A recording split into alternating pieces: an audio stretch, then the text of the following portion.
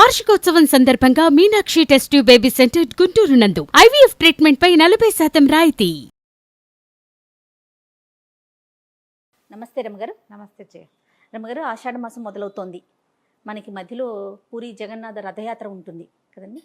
రథయాత్ర విశిష్టత ఒకసారి మాట్లాడుకుందామండి. ఆషాఢ శుద్ధ విధి ఆ రోజున రథయాత్ర ప్రారంభం అవుతుంది.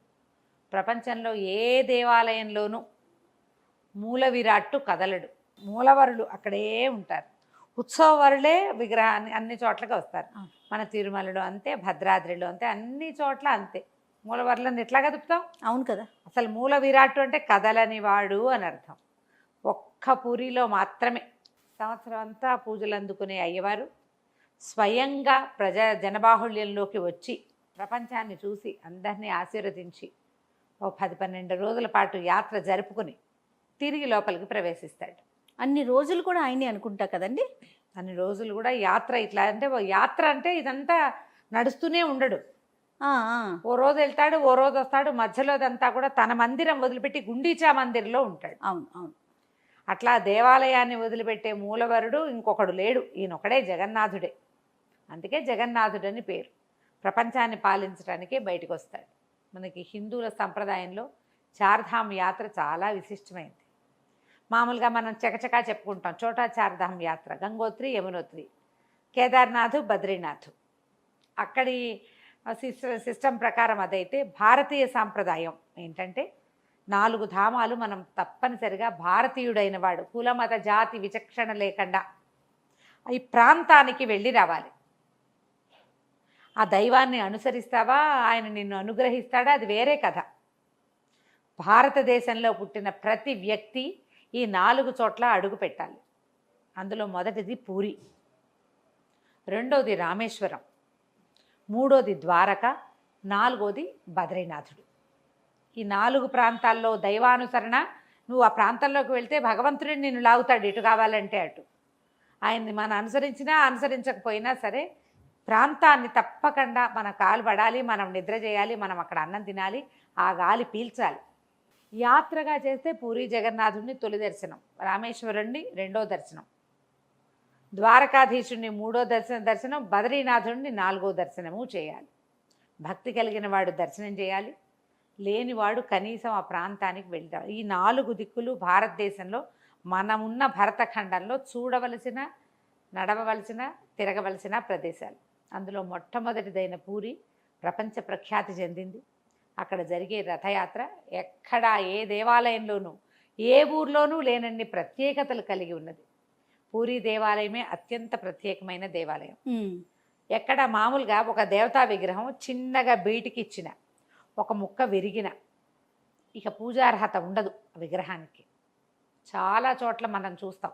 కొన్ని దేవాలయాల్లో విగ్రహం భగ్నమైందని పక్కకు పెట్టి కొత్త విగ్రహాన్ని చేస్తారు. పూరిలో మాత్రమే పూర్తిగా తయారు కాబడని అయ్యవారే మనకి కొలువు తీరి ఉంటాడు అక్కడ. స్వామి విగ్రహాలు పూర్తి కాల ముండి చేతులతో ఉంటాడు. నేత్రాలు ఏమి పూర్తి కాలేదు, ఏమి పూర్తి నేత్రాలు అవి కనిపిస్తే బడి చక్రాలంతంత కళ్ళతోటి చూస్తూ ఉంటాడు. అవును. శరీర అవయవాలు ఏవి పూర్తిగా తయారవల. మళ్ళీ తయారయ్యే విగ్రహాలు కూడా లోకంలో ఎవ్వరికీ ఏ దేవుడికి ఉండవు. ప్రతి 12 నుంచి 14 ఏళ్ల వ్యవధిలో జగన్నాథ స్వామి మళ్ళీ తయారవుతాడు. ఈ విగ్రహాలకి కాలం చెల్లుతుంది, వీటిని సముద్రంలో వదిలిపెడతారు, కొత్త విగ్రహాలని తయారు చేసి పెట్టుకుంటారు. ఈ అయ్యవారి జగన్నాథ స్వామి మూల విరాట్ విగ్రహాన్ని మళ్ళీ తయారు చేస్తారు. మరి అప్పుడు కూడా పూర్తిగా తయారవుది అవడు. మొదట ఎట్లా స్వరూపంలో స్వామిని చూసామో అదే స్వరూపంలో తయారు చేయిస్తారు. ఆయన కోరిక, ఆయన అట్లా ఉండాలని ఆయన అట్లా కోరుకున్నాడు. అట్లా కోరాడు కాబట్టి ఆయన అట్లాగే తయారు చేస్తారు. అట్లాగే తయారు చేసి ఈ మొదట ఉన్న విగ్రహాన్ని తీసుకెళ్ళి బయటకు విసర్జిస్తారు. అప్పుడు అందులో ఉన్నటువంటి బ్రహ్మ పదార్థాన్ని బ్రహ్మ పరివర్తనము అంటారు. అందులో ఉన్నటువంటి జగన్నాథ పదార్థాన్ని కొత్త విగ్రహంలోకి మారుస్తారు. నాభికమలం అని ఒక చోట చెప్పబడుతోంది. బ్రహ్మ పరివర్తన అని ప్రత్యేకమైన ఒక క్రియ. అర్చకులు కళ్ళ గంతలు కట్టుకుని చేస్తారట అది. అబ్బా, అవునండి. చూడరు. బ్రహ్మ పరివర్తన చాలా పెద్ద విశేషం. అక్కడి నుంచి పాత స్వామిని విసర్జించి కొత్త వారిని తీసుకొచ్చేటప్పుడు నవకళేబర యాత్ర అంటారు దాన్ని. అంటే ఏంటి రమ్మగారు? కొత్త శరీరం, కళేబరం శరీరం, నవకళేబర యాత్ర. కొత్త శరీరాన్ని పొందుతాడు స్వామి. 12 ఏళ్ల తర్వాత నుంచి 16 ఏళ్ల లోపల తనని తయారు చేయవలసినటువంటి చెట్టు ఎక్కడ ఉందో కలలో కనబడి చెప్తాడట. ఎన్ని విచిత్రాలు వింతలు ఉన్నాయి చూడు. ఆ చెట్లని వెతుకుతారు. దారు విగ్రహం కదా, చెక్క విగ్రహం. అవును. చెట్టుని సెలెక్షన్ ఆయన వాళ్ళకి సూచన వస్తుంది. ఫలానా చోట దేవాలయ అర్చకులకి ఆనువంశిక అర్చకులు ఉంటారు. వాళ్ళకి కలొచ్చి వాళ్ళకి ఆదేశం వచ్చి ఆజ్ఞ వచ్చిన తర్వాతే స్వామిని వెతకడం మొదలు పెడతారు. అక్కడి నుంచి తెస్తారు దారువుని. ఆ దారువులకి చక్కగా అలంకరణ అది తయారు చేసి నవకళేబర యాత్ర, ఒక ప్రత్యేకమైన బ్రహ్మ పరివర్తనము. నవకళేబర యాత్ర కూడా చాలా విశేషం. ఒక 90 ఏళ్ళ ఆవిడ తన వృత్తాంతంలో రాశారు. ఆవిడ తన జీవితంలో 6 నవకళేబర యాత్రలు చూశారట.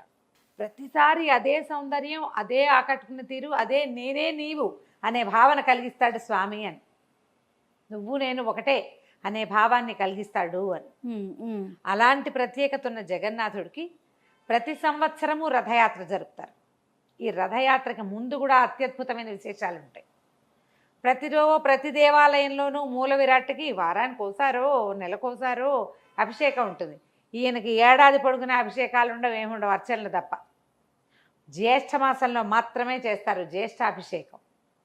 ఆ రోజే ఆయన రత్నవేదిక మీద నుంచి బయటకు వచ్చేస్తాడు. అభిషేకం చేయించుకొని బయటకు వచ్చేస్తారు. అభిషేకం వేదికలో నుంచి బయటకు వస్తాడు. ఇంత లైను వేదికలో నుంచి బయటకు వచ్చి దేవాలయంలోనే ఒక మధ్య భాగ స్నానవేది ఒకటి ఉంటుంది, రత్నవేది. ఆయన ఉండే పీఠ పేరు, ఆయన ఉండే ఆ మంచ పేరు. అక్కడి నుంచి దిగి జగన్నాథుడు, ఆయన అన్నగారైనటువంటి బలభద్రుడు, చెల్లెలైన సుభద్రాదేవి ముగ్గురు అక్కడ చేరతారు. స్నానాలు చేయిస్తారు. జ్యేష్ఠాభిషేకం, జ్యేష్ఠ మాసంలో అభిషేకం జరుగుతారు. చాలా విశేషంగా ఉంటుంది. ఈ అభిషేకం చేసిన తర్వాత స్వామిని లోప ప్రవేశం చేయించరు. 15 రోజుల పాటు దర్శనమే ఉండదు. పూరిలో దర్శనం ఉండదు. ఇంకా ఈ 15 రోజులు స్వామికి స్నానం చేయించడం వల్ల జలుబు చేసిందని పథ్యం పెడతారట. 15 రోజుల పాటు చెక్క విగ్రహాలు కదా, ఇన్ని నీళ్లు పోసేసరి కల్లా ఏం చేస్తారు, అగరు అవన్నీ తోటి, తర్వాత అత్తర్లు అవి కలిపిన నూనెలు, సుగంధ మర్దన చేస్తారు. 15 రోజుల పాటు మర్దనలు జరుగుతాయి. స్వామికి పెట్టేది కాయపొడి అవన్నీ నివేదనలు కూడా మామూలుగా ఈయనకి చెప్పని భోగం చేస్తారు. ఈ 15 రోజులు పెట్టే భోగం వేరే భోగం. దర్శనం ఉండదు. అలహర్నాథ్ మందిర్ అని ఇంకొక మందిరం ఉంది తిరుపతి, మన పూరిలో. ఈ 15 రోజులు అలహర్నాథ్ మందిరంలో దర్శనం చేస్తారు. అక్కడ స్వామిని చూడాలి. పూరి వచ్చిన వాళ్ళు కూడా ఈయనని దర్శించే అవకాశం ఇవ్వరు. ఇవి అయిన తర్వాత జ్యేష్ఠంలో వెళ్ళిపోయారా, ఇప్పుడు ఆషాఢ అమావాస్య రాగానే ఆయనని అలంకారం చేసి బయటికి తీసుకురావడానికి సన్నాహాలు మొదలుపెట్టుకుంటారు. ఆషాఢ శుద్ధ విధియ నాడు స్వామిని బయటికి తీసుకొస్తారు. దీనికంతా ప్రత్యేకమైన లెక్కలు, కొలతలు ఉన్నాయి. ఈ రథాలు ఏటా ఊరేగింపు చేస్తారు. రథయాత్ర ఏటా జరిగేది. ఏటా జరిగే రథయాత్రకి ఏటా కొత్త రథాలు తయారు చేస్తారు. ప్రతి సంవత్సరం 2 నెలలకి ముందే మొదలు పెడతారు రథయాత్రకి ఏర్పాట్లు. చెట్లు ఇన్ని 1200 ఏవో లెక్క, ఇన్ని చెట్లు కొట్టాలి, ఇన్నేసి ముక్కలుగా కొట్టాలి దీన్ని. అప్పుడు ఒక్కొక్క రథానికి ఇన్నేసి ముక్కలని లెక్క ప్రకారం వాడతారు. మన జగన్నాథుడి రథం పేరు నందిఘోష, బలభద్రుడి రథం పేరేమో తాళధ్వజ, సుభద్రాదేవి రథం పేరు దేవదళన. రథాలకి అలంకరించేటువంటి రంగులకు బట్టలు కూడా సెపరేటే. నీలం ఒకరికి, ఎరుపు, ఆకుపచ్చ, పసుపచ్చ ఒకరికి, అట్లా పెడతారు. పూర్తిగా మనుషులే లాగుతారు, మెషిన్లు వాడరు. ఈ మొత్తం చెట్లు కొట్టుకు రావడము, ఆ రథాన్ని తయారు చేయటంలో ఎక్కడా మెషిన్ వాడబడదు. పూర్తిగా మనుషులే చేస్తారు. ప్రపంచవ్యాప్తంగా ఉన్న అన్ని దేశాల నుంచి రథయాత్ర దర్శనం చేయడానికి వస్తారు. విధియ నాడు బయలుదేరుతారు. ఈ విధి రోజున ముందు అన్నగారిని దించి, తర్వాత చెల్లెలు దించి, చివరికి జగన్నాథుడిని బయటికి రత్నవేదిక లోపల నుంచి బయటికి తీసుకొస్తారు. 1 కిలోమీటర్ పైన మాత్రమే ఉంది అది దూరం, గుండీచా మందిర్. ఆ గుండీచా మందిర్కి వెళ్ళటానికి 12 గంటల సమయం పడుతుంది. ఈ రథం ఎక్కించాక భూమి మీద తిరగాడే విష్ణువు అని చెప్పబడేటువంటి పూరి రాజు ఆయన వచ్చి ఇదంతా ఊడుస్తాడు. రథాన్ని బంగారు చీపురుతో ఊడ్చి కళ్ళాపి చల్లుతాడు. ప్రతి సంవత్సరము జరుగుతుంది ఇది. మీరు ఈ రథయాత్రని ఇదివరకు నేషనల్ ఛానల్లో ఇచ్చేవారు. నేను ఇన్నేళ్ళు చూసామో జయ, ఎప్పుడూ రథయాత్ర పెట్టుకునేవాళ్ళం. ఇప్పుడు మనకి చాలా ఛానల్స్లో, భక్తి టీవీ లాంటి చోట్ల అన్ని టీవీలలో ఇచ్చేస్తారు. చక్కగా చూడండి సాకల్యంగా. మనం వెళ్ళలేకపోతాం కదా. ఈ సాగే రథయాత్ర 12 గంటల పాటు సాగి అక్కడికి చేరతారు. ఆ రాత్రి లోపలికి ప్రవేశపెట్టరు. ప్రవేశపెట్టకుండా బయటే ఉంచుతారు. యాత్ర అయిపోయిన తర్వాత కూడా అంటే అక్కడికి వెళ్ళాక వెంటనే ప్రవేశం చేయరు. అలసిపోతాడు స్వామి ప్రయాణం చేసి ఆపి మర్నాడే లోపలికి తీసుకెళ్తారు. గుండీచా మందిర్లో గనక స్వామిని దర్శించిన వాళ్ళకి సంతానలేమి ఉండదట. ఆయన పుట్టిల్లు. ఆ గుండీచా ఎవరంటే మహారాణి. ఆవిడ వల్లే ఈయన ఇలాగా అర్ధస్వరూపంతో ఉండిపోయాడు అంటారు. ఇంద్రద్యుమ్న మహారాజు గారి భార్య ఆవిడ. ఆ మందిరానికి వెళ్తాడు స్వామి. తనకు కూడా కావాలని ఆవిడ అడిగిందని అక్కడికి వెళ్తాడనమాట. వారం రోజులు అక్కడ దర్శనం చేస్తారు. ఈ మధ్యలో ఇంకా విశేషాలు ఉన్నాయి. విధి నాడు వెళ్తాడా, తది నాడు ఎక్కుతాడు. తదియా చవితి లేదు, పంచమి అష్టమి మధ్య, పంచమి షష్ఠి మధ్యలో 5వ రోజున యాత్ర మొదలైన 5వ రోజున హేరా పంచమి అని అంటారు దాన్ని.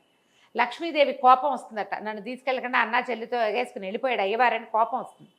కోపం వచ్చి ఆవిడ ఇక్కడ దాకా వచ్చి గుండీచా మందిర్ దాకా వచ్చి రథాన్ని ధ్వంసం చేసి వెళ్ళిపోతుందట.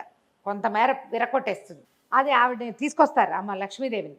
తీసుకొచ్చి ఓరకంట చూస్తుందట. దేవాలయంలోకి ఇట్లా చూపించి తీసుకెళ్ళిపోతారు అమ్మవారిని. లోపలికి తీసుకుపోరు. అర్చకులే చేస్తారు. రథం కొంత విరకొడతారు. కోపం వచ్చి విరకొట్టేంది అని తీసుకెళ్ళి పెడతారు. మనకి జగన్నాథుడు లోపల మందిరంలో, పూరి జగన్నాథ మందిరంలో లక్ష్మీదేవి లోపల ఉండదు. గుమ్మం బయట ఇట్లా పై భాగంలో కనపడతారు. ఆమె లోపలికి వెళ్ళలేదట, బయటే ఉంటుంది. ఈ ఏరా పంచమి నాడు ఇలా విశేషంగా చేస్తారు. తిరిగి మళ్ళీ 7 రోజుల తర్వాత స్వామివారు మళ్ళీ బయలుదేరుతారు. బహుదా యాత్ర అంటారు దాన్ని. తిరిగి మళ్ళీ బయలుదేరి మెల్లిగా చేరతారు. ఇంచుమించు ఏకాదశి నాడు చేరతాడు నాకు గుర్తుండి.